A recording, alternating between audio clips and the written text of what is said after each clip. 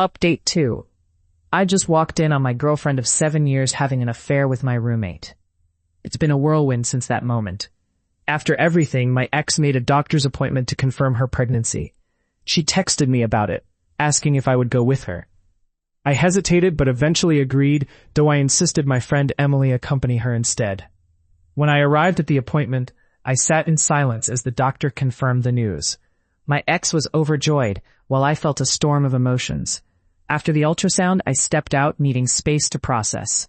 I texted her that before anything else happened, we needed a paternity test. She reluctantly agreed, and we arranged for the test. To my surprise, she brought her mom along. I was too anxious to be there when the results came in, so Emily and another friend went instead. When I received the call, I could hardly breathe. Emily told me, "You're not the dad." I felt an overwhelming rush of relief. After that, I cut off contact with my ex. I moved into a new apartment near my friends, blocked her on everything, and focused on my life. I joined a summer baseball league, volunteered at a preschool, and even got a new bike and a cat named Jasper. Staying busy has helped me heal. I'm reading more and spending time with friends. We're planning a hiking trip soon, and I'm looking forward to it. I appreciate all the support I've received. It's been a tough journey, but I'm ready to move forward.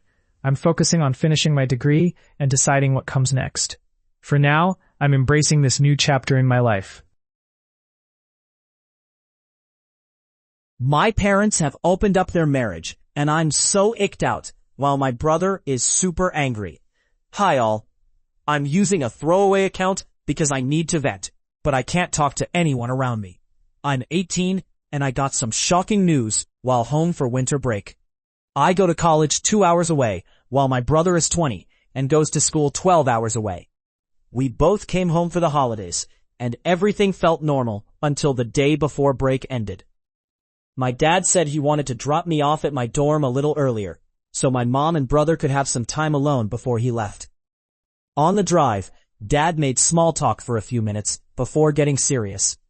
He said he had something important to discuss now that I'm an adult. I thought it might be another awkward talk about relationships. But then he told me that he and Mom decided to open up their marriage. He explained that they still love each other, but sometimes things can get stale. They're doing this to reinvigorate their relationship and avoid resentment. At first, I thought he was joking, but I quickly realized he was serious. My reaction was one of shock and discomfort.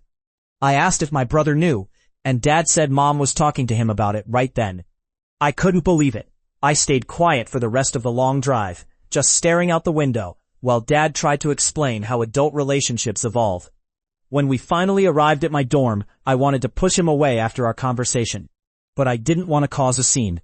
I just said goodbye and went to my room. Once I was alone, I called my brother.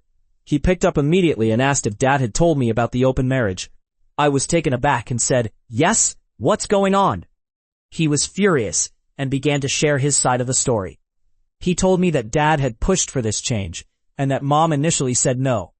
But Dad kept insisting, saying he wanted to feel the thrill of dating again. Eventually, Mom agreed, but my brother was angry that she felt trapped. He believed she was relying on Dad for their home, and that the current political climate made it even harder for her. After that call, I reached out to Mom to get her perspective. Unfortunately, she echoed what Dad had said, brushing off my questions and changing the subject. It was frustrating.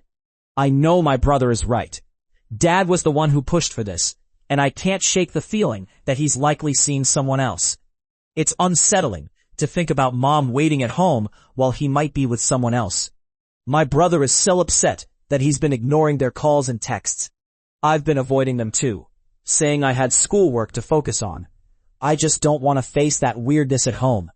While my brother is angry and wants to vent, I'm more grossed out and annoyed. I feel isolated because I don't have anyone to talk to about this.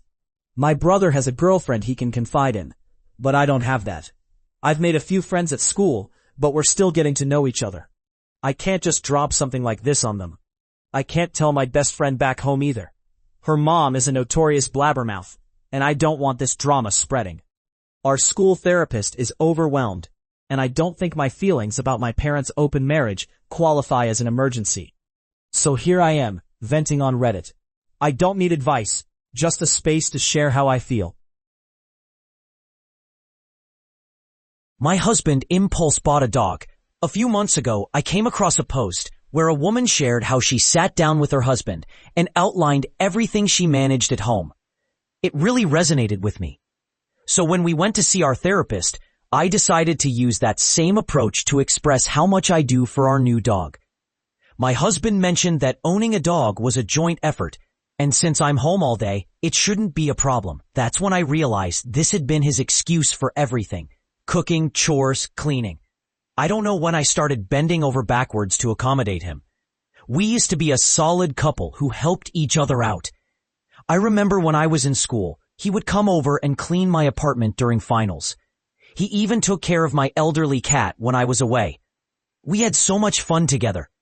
But somewhere along the way, that changed. I started crying in the middle of our conversation, and he looked concerned. I'm not usually a crier. The last time he saw me cry was when I had to say goodbye to my beloved cat. He held me for the first time in what felt like months, and we had a heart-to-heart about how I was feeling.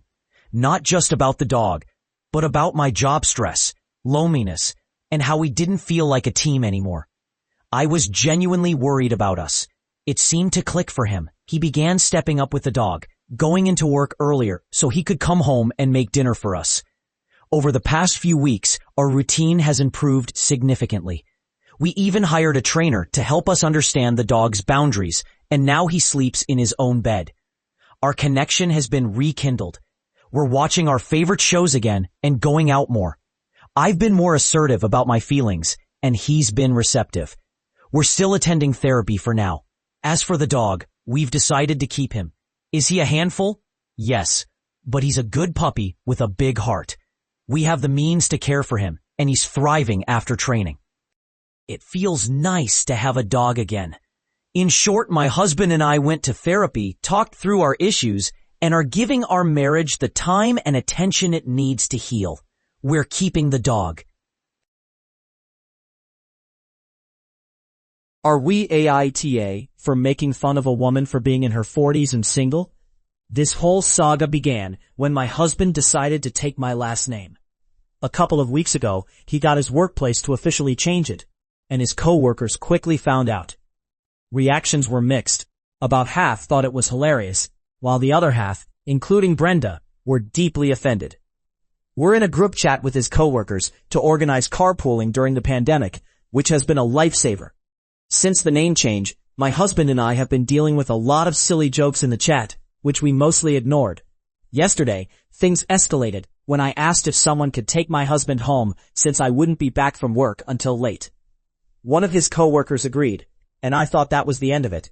Then Brenda chimed in, suggesting that if I spent less time at work and more time being a wife, my husband wouldn't come into work with dirty shirts.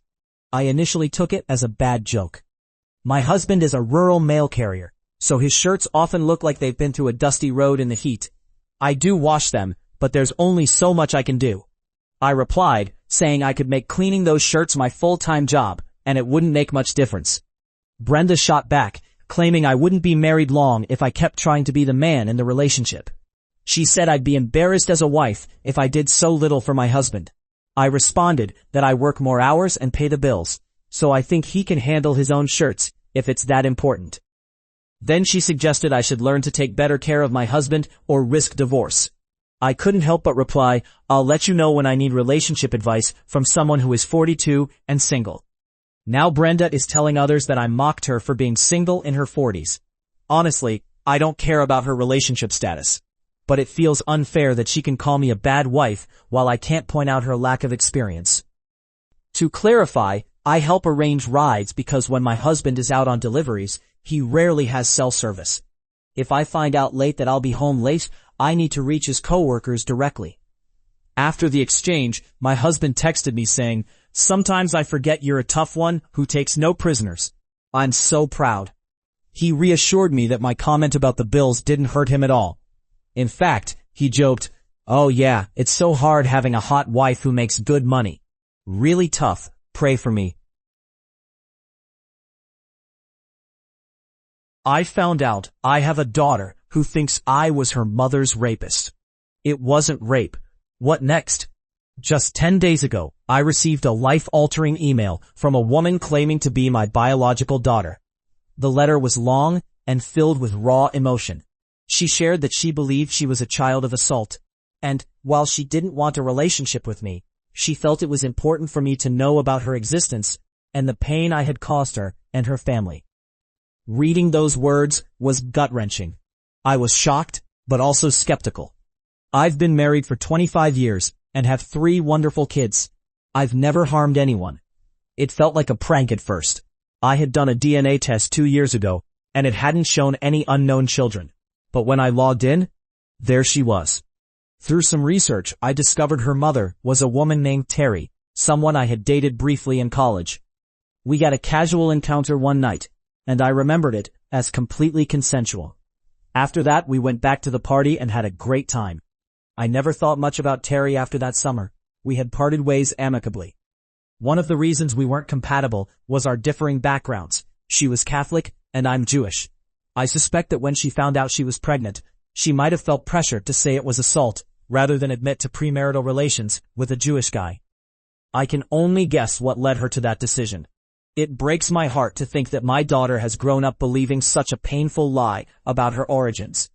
I can't imagine the emotional toll that must have taken on her. I've been wrestling with how to respond. I haven't reached out to her yet, but I feel a strong urge to tell her the truth in a way she can accept. My wife has been incredibly supportive, urging me to take my time. My best friend suggests I consult a lawyer. After some reflection, I decided to hire a lawyer. He advised me to respond to my daughter's email and clearly deny the allegations.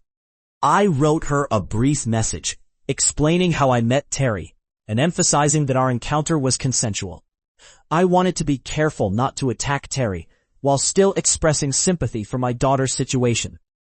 A week passed with no response. Then 2 days ago, my daughter replied. She mentioned that Terry now claims she was assaulted a month after our encounter, and that her doctors told her the baby was born prematurely. I find it hard to believe, but if it's true, it's tragic. If not, it seems to give Terry a way out of her own lie. Yesterday, I spoke to my daughter for the first time. It was an emotional conversation, filled with tears from both of us. Before we hung up, I told her that I loved her, because she's my flesh and blood, and I hoped we could get to know each other and meet my grandchild. She sobbed, saying she had been waiting her whole life to hear those words. My wife and I shared this news with our kids about a week ago. They're teenagers, and took it remarkably well. All 3 are eager to meet their new sister and niece. My wife, my beautiful and supportive partner, suggested we invite my daughter and granddaughter to visit for the holidays. She even offered to cover their airfare and provide a guest room. Tonight, I plan to propose that my daughter come to visit, or I'll offer to fly to her if that's more comfortable. We have so much to catch up on. As for Terry, I feel that both my daughter and I have been robbed of the truth, but I don't want to dwell on it. I'm prepared to be cordial if she reaches out, ready to listen to her side of the story. I've been overwhelmed by the support from everyone. Thank you for your kindness and helpful advice. I promise to keep you updated on this journey. Update. My boyfriend of 6 months told me that I need to unlove the men from my past before I can love him. I wanted to share an update from my previous post. Unfortunately, it didn't end happily. But I'm grateful for the advice I received. After reflecting on the comments, I realized many people felt uncomfortable with how often I communicated with my ex. They also pointed out that my boyfriend's behavior was controlling, which I came to agree with. I approached him, acknowledging his discomfort with my weekly chats with my ex, and offered to reduce that contact. He seemed relieved, but I also expressed my concerns about his approach. I wanted him to communicate more openly, rather than just telling me what to do. But then, things escalated. He flew into a rage, screaming at me. When I tried to leave, he threw dishes and grabbed me, slamming my head into the doorframe. I ended up with a black eye and a busted lip. Thankfully, a neighbor heard the commotion and called the police. He was arrested, and I went to the hospital. I'm pressing charges and filing for a restraining order. It was a terrifying experience, but I'm grateful it happened early in our relationship. I appreciate the neighbor who intervened, and all of you who pointed out the warning signs. Though it wasn't the best ending, I'm relieved it's over. Take this as a cautionary tale. Just to reassure everyone concerned about my safety, I'm staying with a classmate who Mark doesn't know, so I feel protected. Thank you all for your support. My boyfriend is upset we can't have sex because I have a yeast infection. How do I explain it's not about him? My boyfriend and I have been together for a little over a year. About a week ago, I went to the doctor for chest problems and was diagnosed with an upper respiratory infection and bronchitis. I was prescribed antibiotics, but since I'm allergic to penicillin, I received a different medication. Taking antibiotics has always led to either a yeast infection or bacterial vaginosis for me. Yesterday, I felt better from the bronchitis, but something felt off. I experienced itching and burning, and I suspected I had a yeast infection from the antibiotics. That evening, while we were relaxing at home, my boyfriend asked if I wanted to have sex. I said no, explaining that I was uncomfortable and didn't want to make the situation worse. I felt embarrassed about my symptoms and showed him the cream I was using for treatment. He offered to help apply it, and I agreed, but then he began touching me in a way that caused pain. I asked him to stop and reiterated that I didn't want to engage in sexual activity. When I returned from the bathroom, he told me our sex life was a mess. I was confused because we typically have a healthy sex life, 2 to 3 times a week. He said I wasn't on the same level as him and that I ruined what could have been a nice evening. I tried to explain that this was about my health, not attraction or compatibility. Then he asked if I had an STD, which made me realize he didn't understand what a yeast infection was. I explained it's not an STD and a common side effect of antibiotics. He accused me of making excuses to avoid intimacy, saying that sex is his love language. He claimed if I couldn't provide that, he would have to leave. I ended up crying, questioning myself, but after some reflection, I knew I was not at fault. I was sick, took prescribed medication, and my body was reacting. I love my boyfriend and our sex life, and I never thought there was a problem until now. I felt pressured to engage in something while I was in pain. I wanted to explain this without it turning into a fight or being dismissed. Since then, I've been staying with a friend. Last night, everything escalated. My boyfriend texted wanting to talk, but I needed time to think. He sent a long message calling me childish and incapable of showing him love. Without continuing the conversation, I texted him that it was over and asked him to remove his belongings from my place. He messaged me today, questioning if it was the right decision. I told him I couldn't be with someone who seemed to secretly hate me. The relationship is over. While I feel a sense of relief, I'm also hurt and unsure how I'll trust someone again. My friend is taking me out tonight for a getting rid of the toxicity celebration. I'm grateful for the advice I received. It helped me realize I didn't have to go home that night and stay in that situation. I'm sad about the end of the relationship, but I know I can now focus on healing and moving forward. I literally just found email after email from my fiancé to his ex-girlfriend, belittling me and making fun of me. I am seriously shocked beyond belief. My fiancé Dale and I have been together for 5 years. We always thought we were solid, but now I feel completely blindsided. I'm sitting here shaking, unable to cry just yet. Dale is at work and I haven't reached out to him. When we got together, he had just ended things with his college sweetheart, his first love. I worried I was a rebound, but he assured me I wasn't, and I believed him. A couple of hours ago, I used his laptop to find addresses for our wedding invites. While I was in his email, I noticed a message with the subject line, Jen, how can I win? I hesitated for 10 minutes, but I decided to open it because I thought he had nothing to hide. What I found was devastating.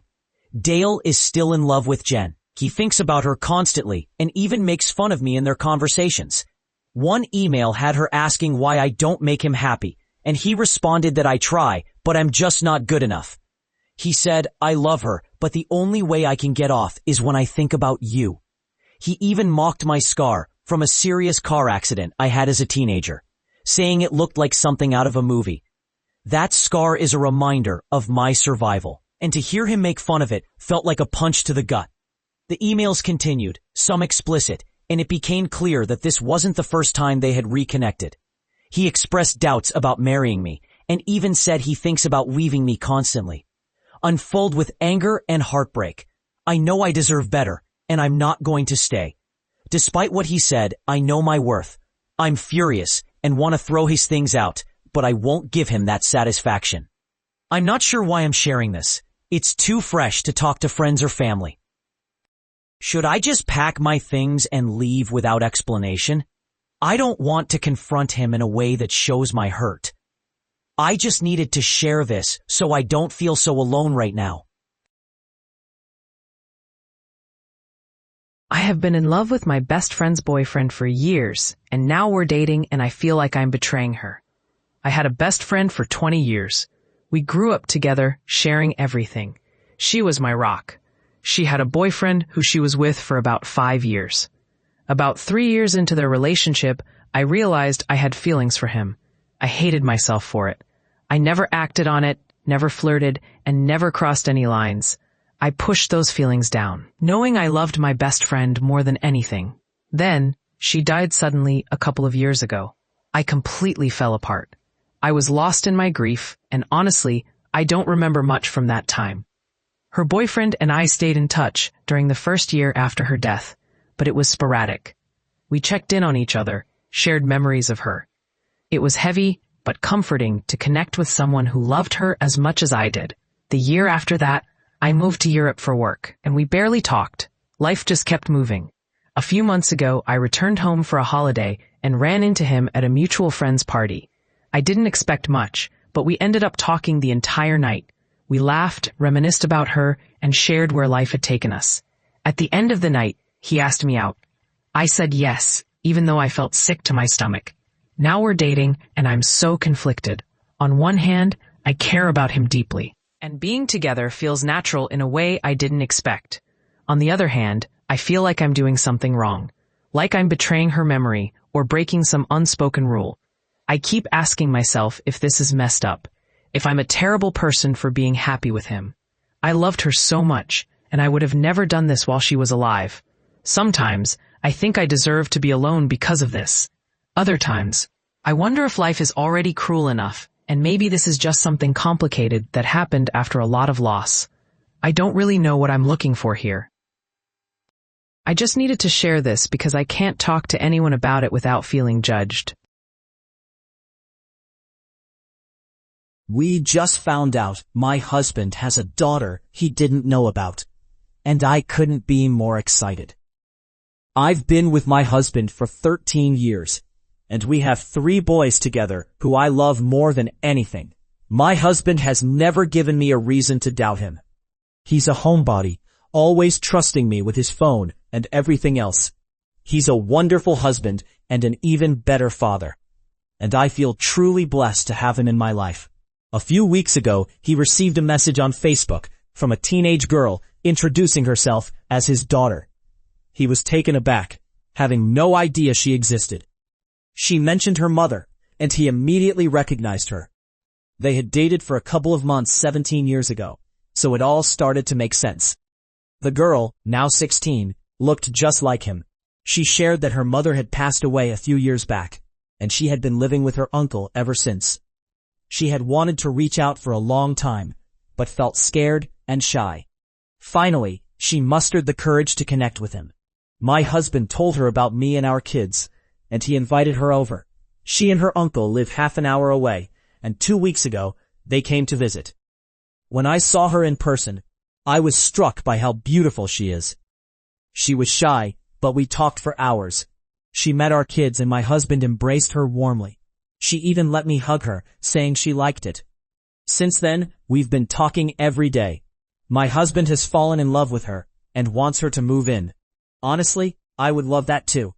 I adore kids and have always dreamed of having a daughter. Although she isn't mine by blood, I would cherish her as if she were. She's been through so much already at such a young age, and it breaks my heart. I know my husband would be a fantastic dad to her. It makes me a little sad that we didn't find out about her sooner, but I'm so excited for what's to come. I've always been a reader of this subreddit, and now I finally have something good to share. It feels like a glimmer of hope in a world that can sometimes feel overwhelming.